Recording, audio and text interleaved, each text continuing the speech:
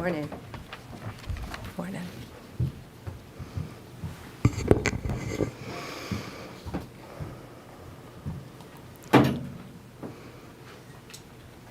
Good morning. On September 11th, 2012, Americans watched horrified as our embassy in Benghazi came under a vicious terror attack. We lost 4 American lives that day. Ambassador Chris Stevens, Sean Smith with the State Department, and 2 CIA contractors, Glenn Doherty and Tyrone Woods. We have never forgotten those heroes, and we have never stopped seeking justice for that crime against our nation. In fact, from day one, Cash and Dan would sit in meetings and say, "We're going to get them," and they did. Today, I'm proud to announce that the FBI has arrested one of the key participants behind the Benghazi attack. Zubair al-Bakhash landed at Andrews Air Force Base at 3 a.m. this morning. He is in our custody. He was greeted by Director Patel and U.S. Attorney Jeanine Pirro. Hillary Clinton famously once said about Benghazi, "What difference at this point does it make?" Well, it makes a difference to Donald Trump. It makes a difference to those families. And 14 years later, it makes a difference to law enforcement who made the difference in this case. Thank you, President Trump, for supporting all of our agencies around the country and around the world. Al-Bakhash will now face American justice on American soil. We will prosecute this alleged terrorist to the fullest extent of the law. He'll face charges related to murder, terrorism, arson, among others. Let this case serve as a reminder. If you commit a crime against the American people anywhere in this world, President Trump's Justice Department will find you. It might not happen overnight, but it will happen. You can run, but you cannot hide. We are immensely grateful to our partners, especially at the State Department and the CIA, who lost lives in the Benghazi attack.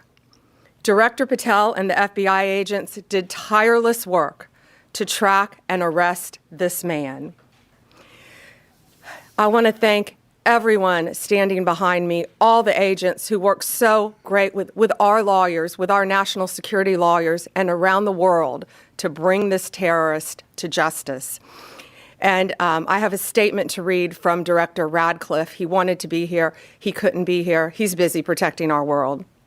He's deeply grateful for the relentless efforts of the Department of Justice and the FBI to bring justice to the individual allegedly responsible for the death of Americans in the horrific 2012 Benghazi attack. CIA and the nation will never forget the extraordinary services and sacrifices of Tyrone Woods and Glenn Doherty, who gave their lives in defense of others and exemplified the very best of our agency. I'd now like to turn it over to Director Patel for remarks, and I again want to thank him for his relentless work in this case. General, thank you. And I want to steal one of your lines. Never forget. Pam never forgot. The president never forgot. This FBI never forgot. And certainly U.S. Attorney Pirro never forgot. When an act of terrorism of this magnitude strikes at the heart of our nation, we go to work. President Trump has given us the full resources at the FBI and across the interagency to make sure we deliver justice.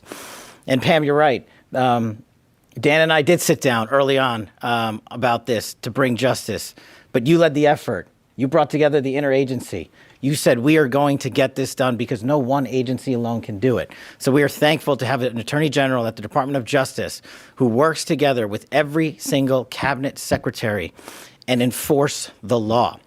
What you saw today, and I want to get, or what you're going to see today, I want to address in a minute, but I want to remind the folks out there the work of this Department of Justice. We were here just a few short months ago talking about how we were going to raise the RFJ for another violent offender on the run, Ryan Wedding. And what did we do under Attorney General's leadership? And what do we do when President Trump said, go get the worst of the worst? We captured him. We captured together, under President Trump's leadership, 6 of the FBI's most wanted fugitives in 1 calendar year. To put that in perspective, that is 2 more than the entirety of the prior administration.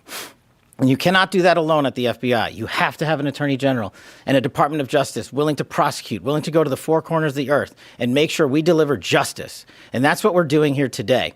I was at the airfield with U.S. Attorney Pirro earlier this morning when we did the formal foreign transfer of custody of Bakush into U.S. custody to face prosecution under her auspices and her office. And the Department of Justice are going to execute justice for the fallen. As a young prosecutor at CTS, the National Security Division, I worked on the Benghazi case. This was very near and dear and personal to me. We lost 4 brave Americans in Chris, Sean, Kyle, and Steve. And we can never, ever, ever forget them. Ever. And we will not. In order to put something like this together, it doesn't happen overnight. The FBI's hostage rescue team, the FBI's critical incident response group, our special flight operations unit, and countless others, along with the agents in the New York field office who never forgot Benghazi and never let the world forget it, endured over a decade to bring yet another terrorist who killed 4 Americans to justice. That is a relentless pursuit of mission that can only happen when you have an interagency who's willing to get after it. I'm extremely thankful to the CIA and Director Ratcliffe and our other law enforcement partners for making sure that the world knows that if you kill an American citizen in an act of terrorism, we will hunt you down. We will bring you to justice, and you will face justice here in America, not in another court and not in any other proceeding around the world, but here. You killed our own, so we are going to take it to the streets to make sure you are held accountable. Once again, I'd really like to thank the entirety of the FBI, headquarters divisions. There are so many moving pieces to actually execute a foreign transfer of custody. And now we're talking about the 7th, the 3rd in just a couple of weeks. And I don't know if that has ever happened before in U.S. history. It's happening because President Trump backs the blue. President Trump has given law enforcement the resources we need to take the fight across the world. And the Attorney General has been relentless in her mission to make sure that these victims are remembered and that we bring them some semblance of peace by bringing those who killed their loved ones to justice.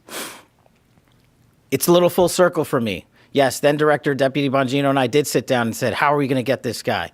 How are we going to find the individual responsible for the Benghazi attacks?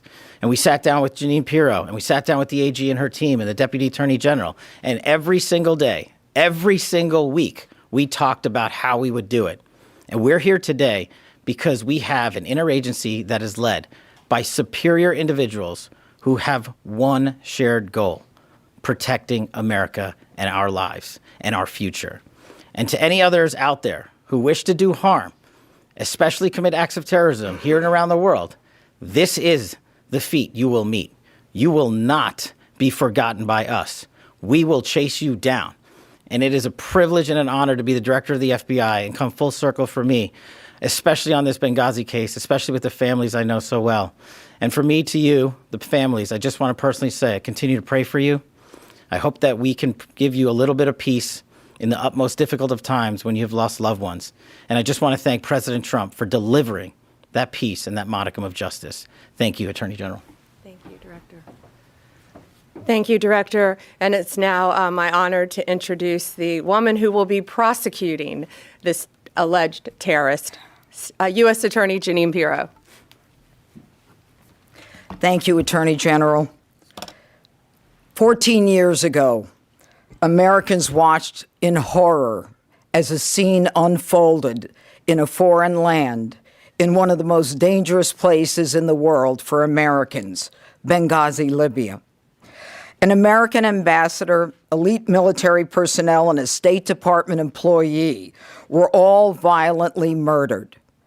For 13 hours, the American cavalry never came. For 13 hours, they waited for help that never came.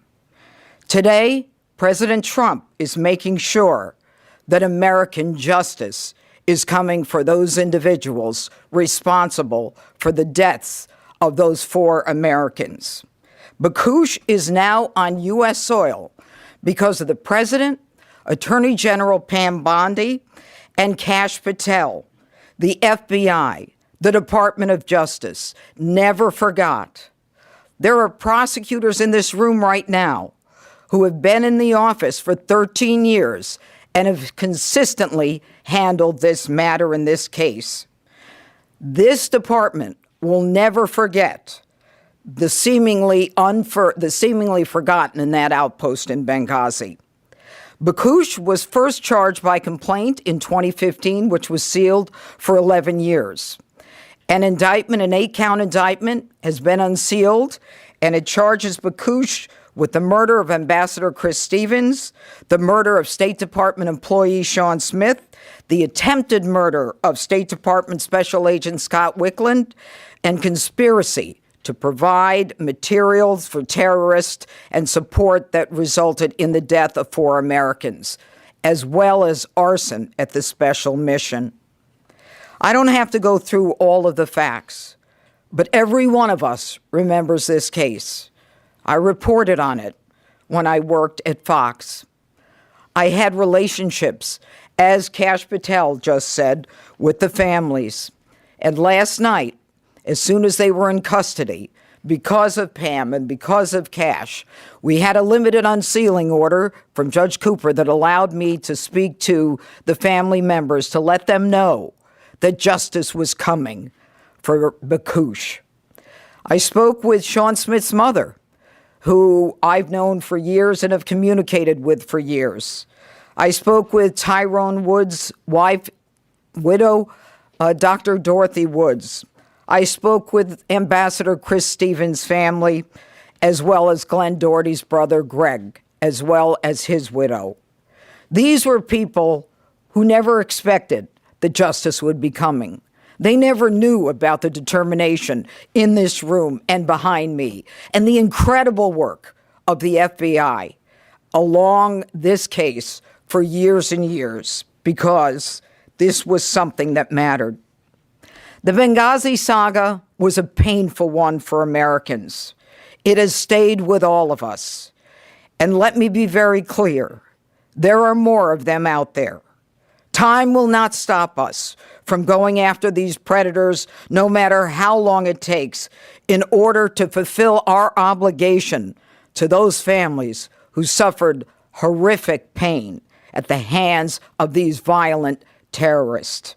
And now, I again want to tell everyone that American justice is here, that President Trump will make sure that the cavalry comes for Americans no matter where they are in this world. Thank you. We'll take a few questions. I have a on topic then an off topic. Sure. Tell us a little bit about how he was captured, where he was captured. Was he in jail for a while before? Was he at home? What can you tell us about how this all went down? We're not going to give out a lot of the details, but I'm going to let Kash take what we can say.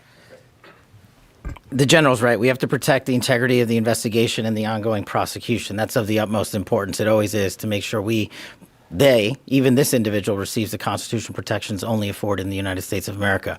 But an FTOC, a foreign transfer of custody, is executed by the FBI each and every time with special tactical assets, FBI agents, and of course medical personnel. And that was done in this instance. And the individual was apprehended and transferred over the night and into custody early this morning at an airfield. And so that's about all we can say on that matter. But in order to maintain the chain of custody, this is what the FBI does, routine, every time. It's what we did for the 6 top 10 we already captured. It's what we did for the relentless others that we continue to capture. Was he picked up in Libya? He was picked up overseas. And then if I could just ask you two quick off topics. Obviously, this terrible tragedy we're watching in Arizona with Nancy Guthrie. I understand you know Savannah Guthrie. What is the federal government doing right now? Is the FBI now leading the investigation, taking it over from the locals? We're doing everything to assist the locals. We're working with the locals. Breaks my heart for Savannah and for her family. I know she's asked for all of our prayers. So please pray for her beautiful mom, pray for her family that she's returned home. That's all we can say about that at this time. But yeah, I've known Savannah for over 30 years, and it's breaking my heart. If I may, there seems to be a little confusion with DNI Gabbard was down in Atlanta last week for the Fulton Yes. County search. Originally, this office said that she was not part of the investigation. She put in a letter to Congress that President Trump directed her to do so. And then now President Trump yesterday said that it was at your insistence that she went down there. So what is the case here? Yeah, thanks for asking that. It's that's interesting because DNI Gabbard and I are inseparable. We are constantly together, as are the people behind us. We constantly talk. We collaborate as a cabinet. We're all extremely close, know what we're doing at all times, pretty much, to keep not only our country safe, but our world safe. And she was down there with Deputy Director Andrew Bailey of the FBI. And I'm not going to talk about any other details of that matter right now because Georgia's a very important issue to us. She was there. We're inseparable. That's all I'll say. Mike, let me see. Can you say, was there foreign involvement in the capture of this suspect? What kind of assistance did you get from other countries? I'm going to let Director Patel take that. I think we're not going to be able to say a lot on that matter as well. But and to you personally, I'm so sorry you and your NBC family are going through this right now. We appreciate it. As the general said, in order to execute an apprehension, a capture, and a foreign transfer of custody, no one agency alone can do it. We did it throughout the interagency here, and of course we're working with partners overseas. And we're not going to get into the details of those conversations and those ongoing matters because as the U.S. Attorney indicated to you, we're not done. And so what we want to do is maintain not just the integrity of this investigation, but the possibility and the promise of bringing more individuals to justice for this heinous act of terror. Thanks. Do we have time for a couple more? Yeah, We have something else going on at 10 o'clock down there. Cameron, Daily Wire. Yeah, so on Benghazi, what did the communication look like between the Trump administration, the victims' families throughout this process, if any? I know someone as far as Sue Clinton during, in the early days of this, but what's the communication look like with them? I think what I can say now is that do you want to take that, Director? We've had to keep everything very quiet for obvious reasons up until this point. And then U.S. Attorney Pirro, as she said, contacted all the families, and I think they were absolutely thrilled. I think they had probably lost faith that something would happen. But again, we never forget. Donald Trump never forgets. Yeah, we got it. Yeah, and we have a 10 o'clock in our office that's a very positive if anyone would like to join us on that. So thank you. Go ahead. That the DNI, the Tulsi Gabbard's presence in Atlanta during a law enforcement search, are you concerned at all that that could taint whatever the FBI is doing and whatever findings come from that investigation? Absolutely not. And Andrew Bailey was taking the lead down there. He's Director Patel's deputy director of the FBI. Thank you all. Thanks. Sorry about that, man. Oh, it's okay.